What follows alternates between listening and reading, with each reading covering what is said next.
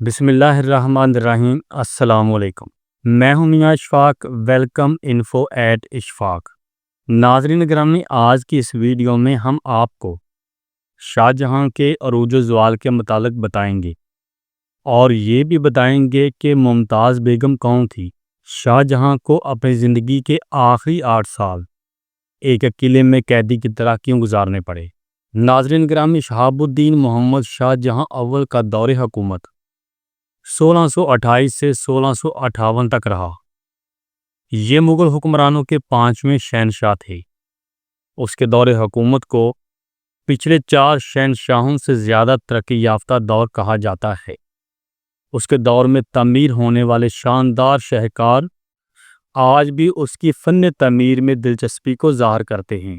شاہ جہاں سب سے زیادہ اپنے دور میں بنائی جانے والی عظیم عمارتوں کی وجہ سے مشہور ہیں۔ شاہ جہاں نے اپنی ملکہ ممتاز کی یاد میں تاج محل آگرہ انڈیا میں تعمیر کروایا، جو آج بھی دنیا کے مشہور مقبروں میں سے ایک ہے۔ تاج محل کو ملکہ ممتاز سے شاہ جہاں کی بے پناہ محبت کی علامت سمجھا جاتا ہے۔ شاہ جہاں نے لال قلعہ دلی میں تعمیر کروایا، جو مغل فن تعمیر کا منہ بولتا ثبوت ہے۔ جامع مسجد دلی بھی شاہ جہاں کے دور میں ہی تعمیر کی گئی۔ شاہ جہاں کا اصل نام شہاب الدین محمد خرم تھا۔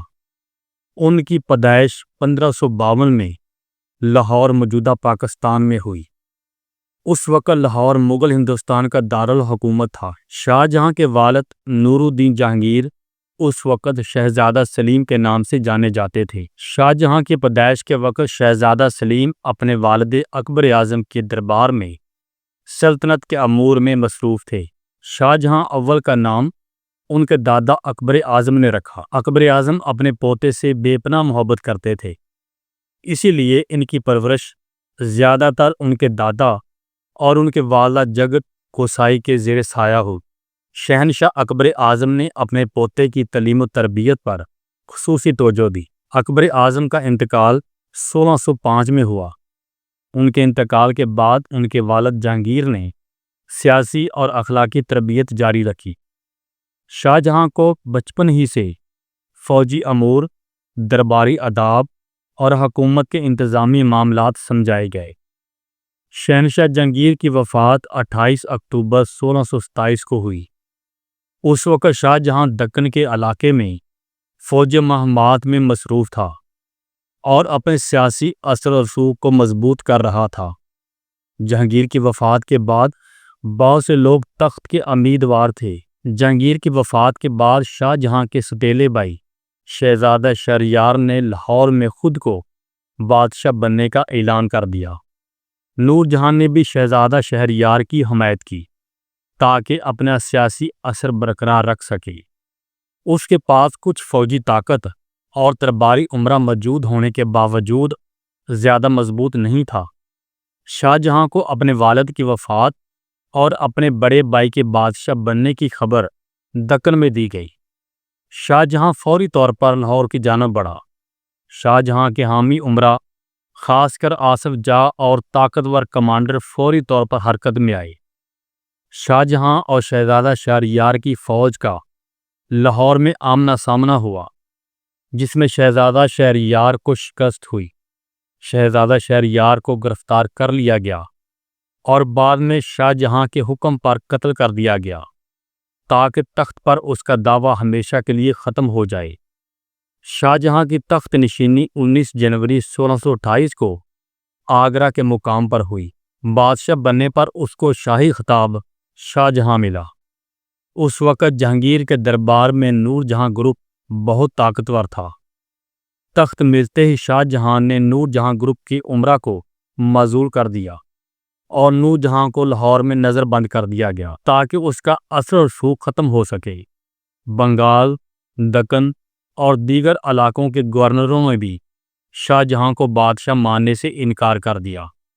شاہ جہاں نے بروقت کارروائی کرتے ہوئے تمام بغاوتوں کو ہمیشہ کے لیے کچل دیا۔